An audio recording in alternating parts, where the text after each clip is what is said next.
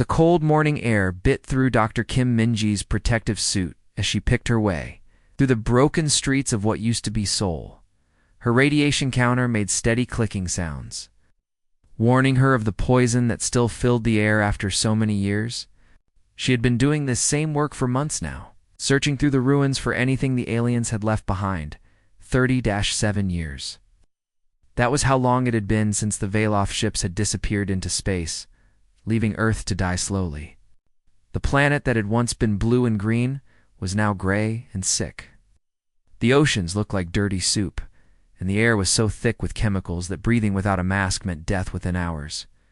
"Found something over here," Park Jin-ho called, out from behind a pile of twisted metal.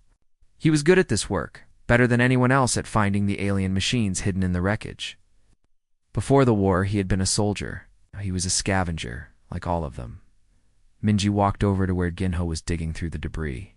His hands moved carefully around a piece of strange metal that hummed with hidden power.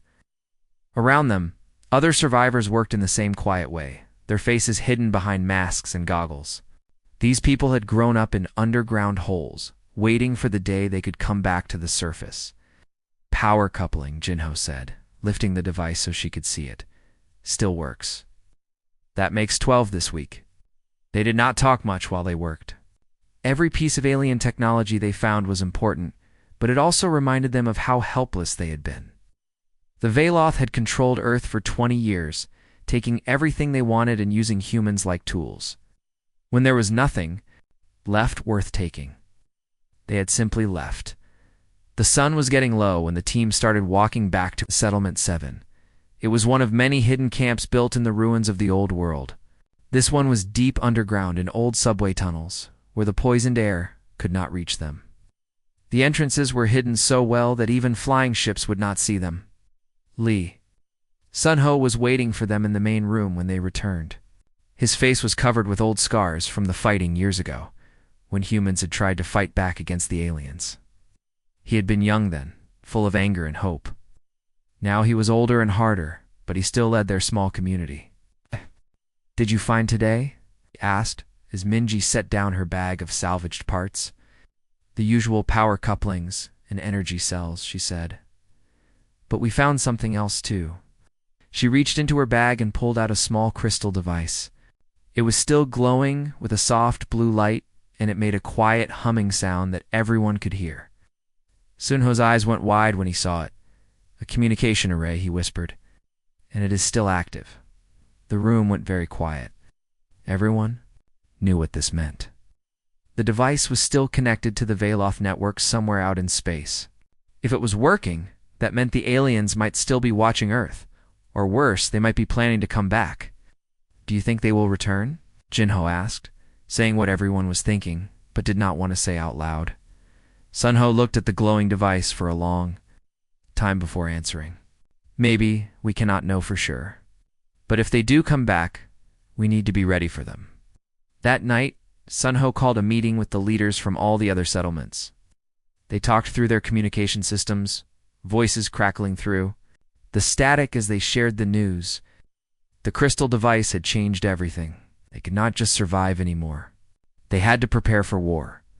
Over the next few months, every settlement began working harder than ever before. People who were good at finding alien technology focused on that. Others worked on growing food in the poisoned soil or cleaning water so it was safe to drink. The children, who had never known the world before the aliens came, started training with weapons and learning how to fight.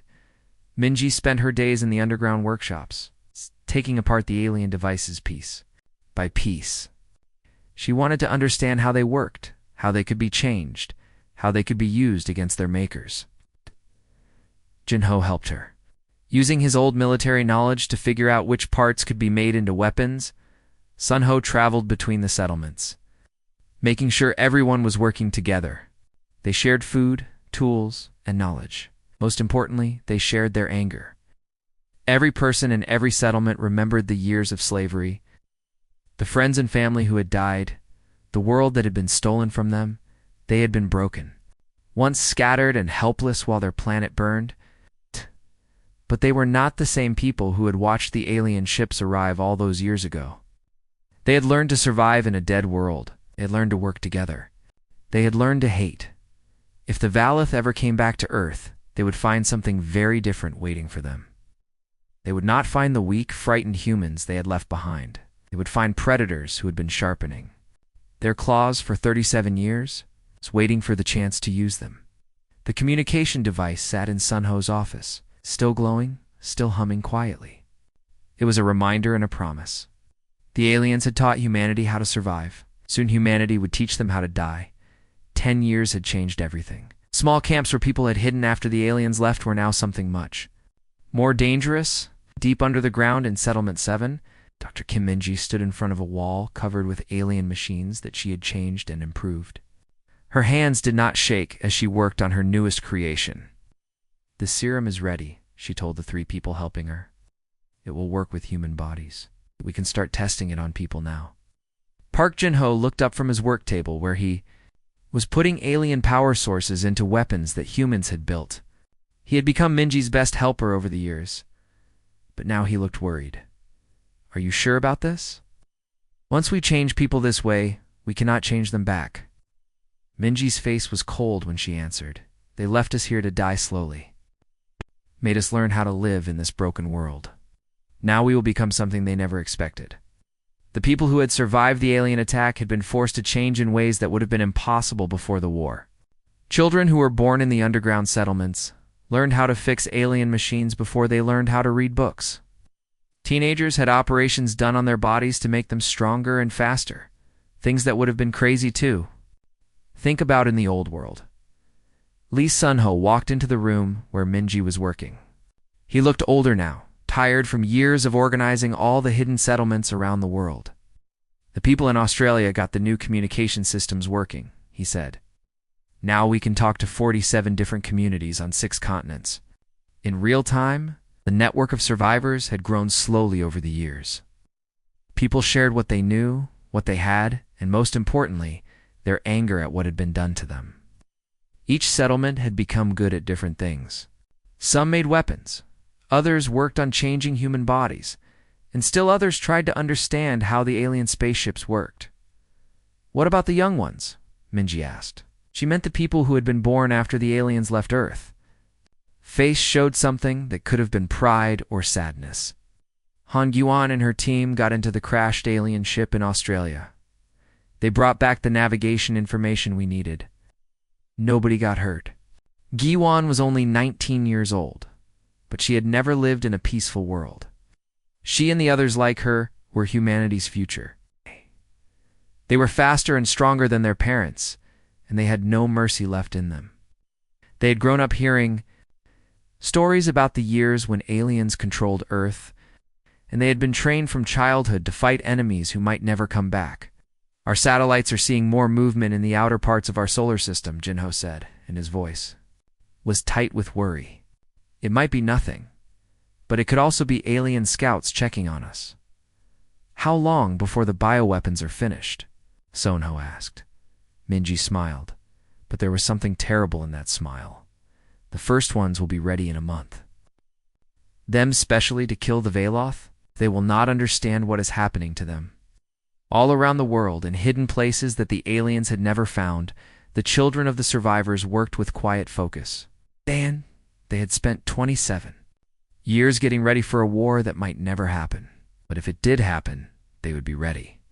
In the deeper levels of Settlement 7, young people who had been born underground practiced fighting with weapons that mixed human and alien technology. Han Juan moved among them like a teacher, but she was barely older than the people she was training. Her body had been changed with alien science, making her faster and stronger than any human had ever been. Remember, she told the trainees, "They think we are still the same weak humans they left behind. That will be their mistake." One of the younger fighters, a boy named Kim Tai-ho, who was only 16, raised his hand. "What if they do not come back? What if we are preparing for nothing?" Giwan's eyes went hard. "Then we will go find them.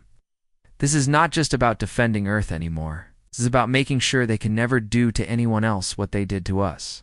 In another part of the settlement, Minji was testing her bioweapon on alien tissue samples they had collected over the years. The weapon was a virus that had been designed to attack only Valith biology. It would spread through their ships like fire, killing them in ways that their medicine could not stop. Beautiful, she whispered as she watched the alien cells die under her microscope. They taught us that only the strong deserve to live. Now they will learn just how strong we have become. Outside, in the poisoned world above, automated sensors watched the sky for any sign of returning ships. The survivors had learned patience from their long years of hiding, but they had also learned something else. They had learned that sometimes the best defense was to attack first. The aliens had left, Earth thinking they had broken humanity forever. They had no idea that they had actually created something much worse than they could imagine. They had created humans who had nothing left to lose and everything to gain from revenge. When the Valath finally returned to check on their abandoned world, they would find predators waiting for them. The alien ship looked like a silver needle against the black of space as it moved into orbit around Earth. It was Tuesday morning when Captain Veltar first saw the planet his people had abandoned 30 years ago. He stood on the bridge of his ship, looking down at the world they had left to die. "What did the sensors tell us about the air?" he asked the science officer. "Still poison, sir? The planet is still mostly dead? Humans could not live in most places?" Veltar nodded. This was what he had expected. Any signs that humans are still alive down there? Very few. "We see some small energy readings that might be simple camps or settlements." The captain was not worried. When the Valath had left Earth, the human population was almost finished. Most were dead, and the rest were dying slowly from the poison in the air and water. There might be a few groups still alive. They would be weak and desperate. Far below on the planet's surface, Han Juan was hiding in the broken remains of a tall building that had once reached toward the sky. Her eyes had been changed with alien science, and she could see things that normal humans could not. She watched the ship moving overhead and spoke quietly into her communication device. "I can see it clearly. One ship, the kind they use for looking around, matches what we studied in the old records." Deep underground in what they called New Seoul, Lee Sun-ho heard her report. His hair had turned gray over the years, and his face showed the weight of 30 years spent preparing for this day. But when he heard that the aliens had finally returned, he smiled. "Tell every settlement. Start phase 1. This is what we've been waiting for." In her laboratory, Dr. Kim Minji looked up from the bioweapon she had been working on for 20 years. Her dark hair now had streaks of silver in it, but her hands were still steady. When she heard the news, she whispered one word: "Finally." The alien soldiers came down from their ship in a small craft that landed near what their computers said was the biggest group of humans. There were 12 of them, wearing armor that gleamed in the weak sunlight. They expected to find scared people hiding in holes, maybe desperate enough to work as slaves again. But when they landed, they found nothing. No sounds, no movement, no people running away in fear. Just silence. Park Jin-ho lay on his stomach 2 kilometers away from where the aliens had landed. His rifle had been built using both human knowledge and alien technology that they had studied for decades. It could punch through their armor like it was paper. He looked through his scope and found his target. "I can see you," he said quietly, then pulled the trigger. The bullet hit the lead alien soldier in the head. Its energy shield did nothing to stop the special ammunition that had been designed just for this moment. Before his body could fall to the ground, 11 more shots came from different hiding places all around the area in 3 seconds. All 12 alien soldiers were dead. On the ship above, Captain Veltar stared at his control screens in shock. The readings showed that all his soldiers had died almost instantly. "This cannot be right. Contact the landing party." But there was no answer from the surface. Only the crackling sound of empty radio channels. Within a few hours, Veltar had called for help. 3 more ships came to find out what had happened. When they sent down their own soldiers, they found the bodies of the first group. But they could not find whoever had killed them. The second group of alien soldiers walked into carefully planned traps. The humans attacked them with military precision and weapons that should not have existed. "Sir," the communications officer said, and his voice shook with fear, "we are detecting weapon signatures all over the planet. These are not simple human weapons. They are using advanced technology." Captain Veltar felt his blood turn cold as he began to understand what had really happened. The humans had not just survived being abandoned on their poisoned planet. They had used the 30 years to change themselves, to grow stronger, to prepare for this exact moment. Han Juan moved through the ruins like a ghost, her enhanced body allowing her to breathe the poisoned air and see in the dim light. She and her team collected weapons and equipment from the dead aliens, just as they had practiced countless times. "Command, this is Scout Team 1, she reported. "All targets eliminated. We are collecting their equipment now." "Good work," came Sun Ho's voice through her earpiece. "Bring everything back to base. We need to study their new technology." In settlement. After settlement around the world, the news spread quickly. The aliens had returned, just as they had always known they would. But the Veloth had made a terrible mistake. They thought they were coming back to a world of weak, broken survivors. Instead, they had found humans who had spent 3 decades turning themselves into the perfect weapon for killing Veloth.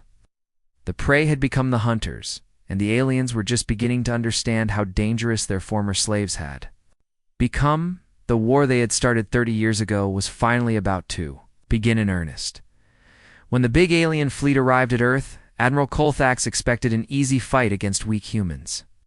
Instead, he found himself looking at computer screens that showed things he could not understand. His forearms moved quickly across different control panels as he tried to make sense of what was happening. "Give me a report," he ordered his crew. "Have lost 7 ships already," his tactical officer said. "The humans are using our own technology, but they have changed it in ways we have never seen before." Down on Earth's surface, Han Juan moved through the broken pieces of a crashed alien ship like water flowing around rocks.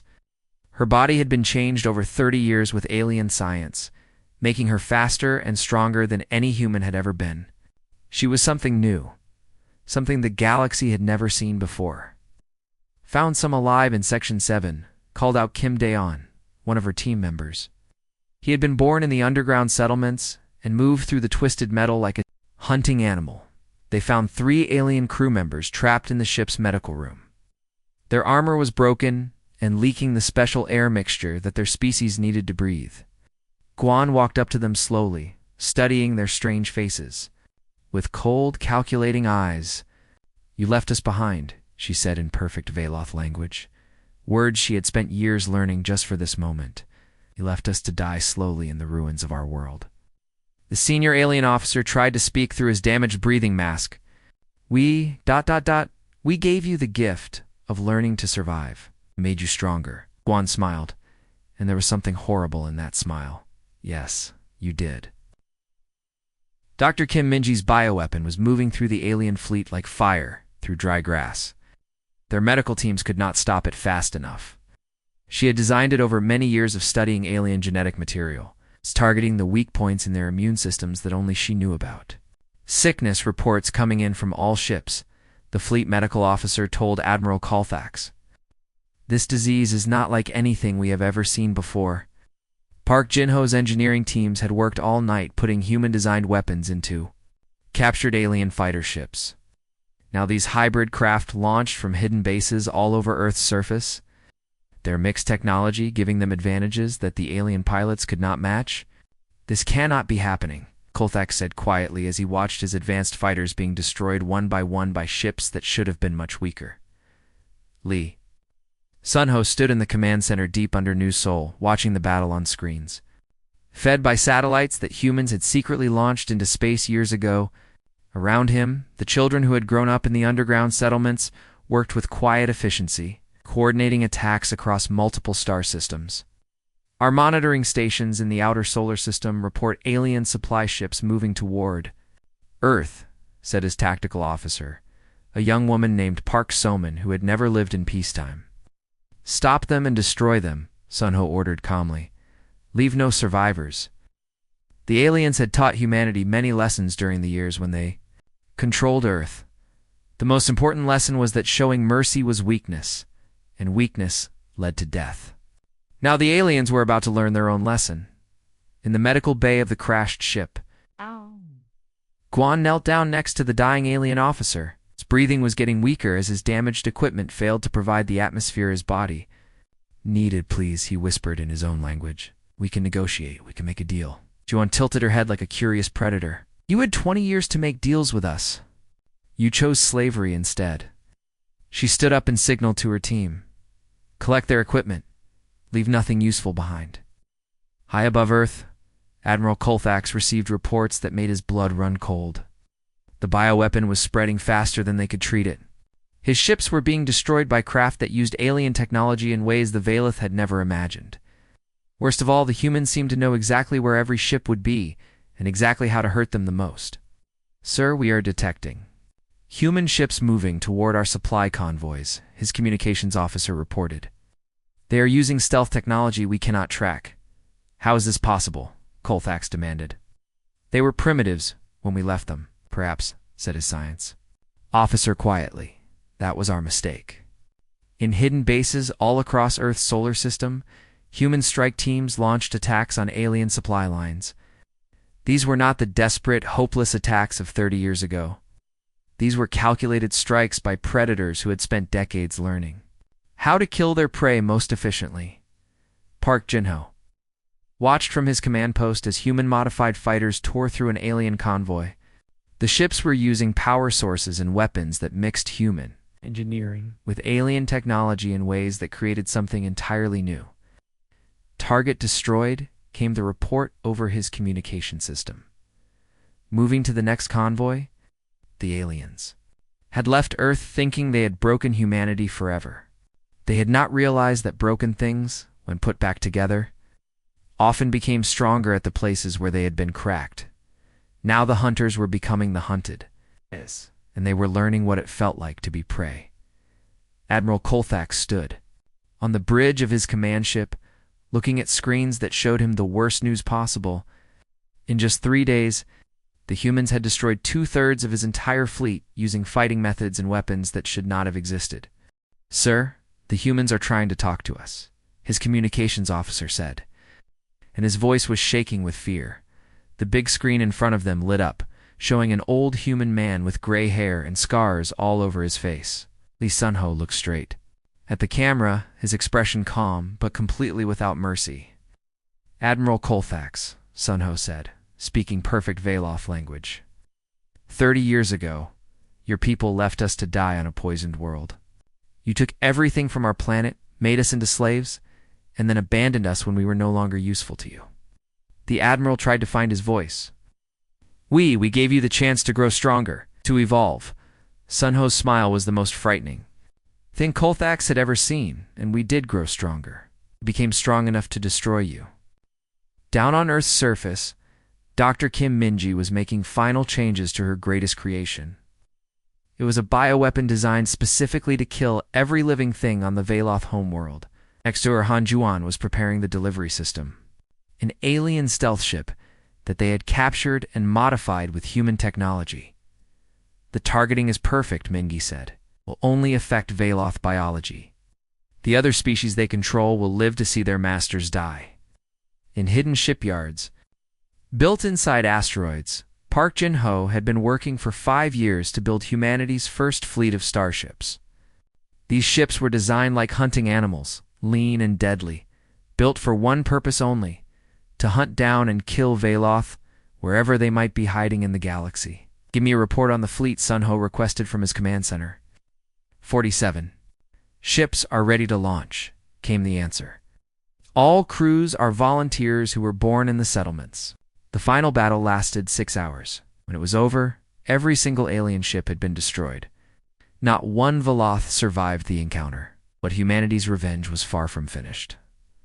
6 months later, Veloth homeworld's long-range sensors detected ships approaching from deep space. The vessels had a design that no one had ever seen before, and they were moving faster than should have been possible. On the bridge of the lead ship, Han Juan, now Admiral of humanity's first interstellar fleet, watched the alien world getting bigger on her screens. Behind her, the most skilled and ruthless fighters from the underground settlements prepared for what would be the final lesson in their education. Remember what they taught us, she announced to her crew. They said that mercy is weakness. They said that the strong survive by destroying the weak. Today, we show them that we learned their lessons very well. The ship's communication system crackled to life as the Veloth homeworld tried to contact them. Unknown vessels, identify yourselves. You are entering restricted space. Guan activated the communication channel and spoke in perfect Veloth. We are the children of Earth. We are what you made us. We have come to repay you for your lessons. There was a long silence from the planet below, and a different voice came through, older and more frightened. This is impossible. We left you to die 30 years ago. You left us to learn Juan. Corrected. You taught us that only the strong deserve to survive. You taught us that mercy is for the weak. You taught us that when you have power, you use it to destroy your enemies completely. The alien voice became desperate. We can negotiate. We can make a deal. There must be something you want. Guan's laugh was cold and empty. We want what? You took from us. We want our clean oceans back. We want our blue skies back. We want our dead children back. Since you cannot give us those things, we will take something else instead. What do you want? The alien pleaded. Your extinction. Dr. Kim Menji's bioweapons spread through the Veloth homeworld's atmosphere like invisible death. It had been designed over decades of study to target only their specific genetic makeup. Within hours, every Veloth on the planet was dead, while the other species they had enslaved watched their masters fall across the galaxy. Other species received a simple message broadcast on all frequencies. The Veloth are gone. Humanity has taken their place. We do not want your worlds or your resources.